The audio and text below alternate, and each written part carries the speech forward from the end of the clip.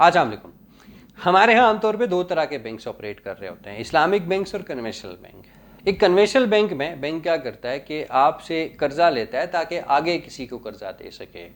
Bank deposit کی صورت میں آپ نے جو بینک میں پیسے رکھوائے ہوں گے ان سے بینک کسی کو قرضہ دے گا اور اس پہ ایک مخصوص پرسنٹیج آف انکم ڈیسائیڈ کر لی جاتی ہے جسے سود کہا جاتا ہے. یعنی بنیادی طور پہ جو کنونشنل بینک کا کام ہے وہ سود کا کاروبار یا سود کا لین دین کرنا ہوتا ہے. آپ جب کسی کنونشنل بینک میں اکاؤنٹ کھلوائیں تو وہاں پہ آپ جو پیسے رکھواتے ہیں وہ آپ بینک کو ایک طرح سے قرضہ دے رہے ہوتے ہیں جس پہ بینک نے آپ کو سود کی ادائیگی کرنی ہوتی ہے کرنٹ اکاؤنٹس کے علاوہ. اب بینک کیا کرے گا کہ اس پیسے سے آگے کسی کو قرضہ دے گا اور وہاں سے آنے والا جو انٹرسٹ ہوگا اس کی پرسنٹیج یا اس کا ریٹ زیادہ ہوگا اس کی نسبت کہ جو آپ کو پے کیا جا رہا ہوتا ہے, اور جو ڈفرینشیل ہوگا وہ بینک کی انکم ہوگی.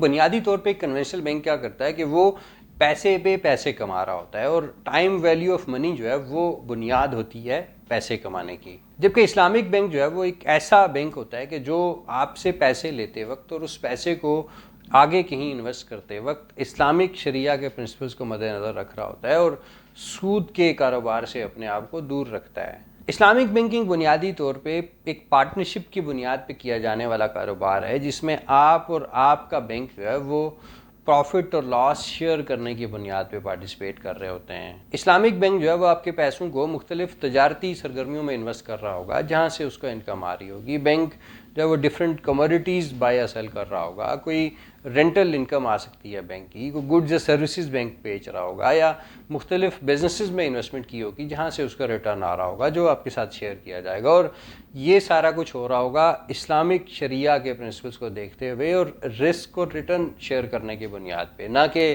ٹائم ویلیو آف منی اور انٹرسٹ کے لیے.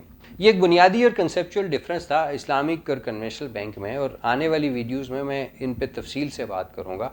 ویڈیو اچھی لگی ہو تو لائک ضرور کریں. چینل سے جڑے رہنے کے لیے چینل کو سبسکرائب کریں. اپنا خیال رکھیں.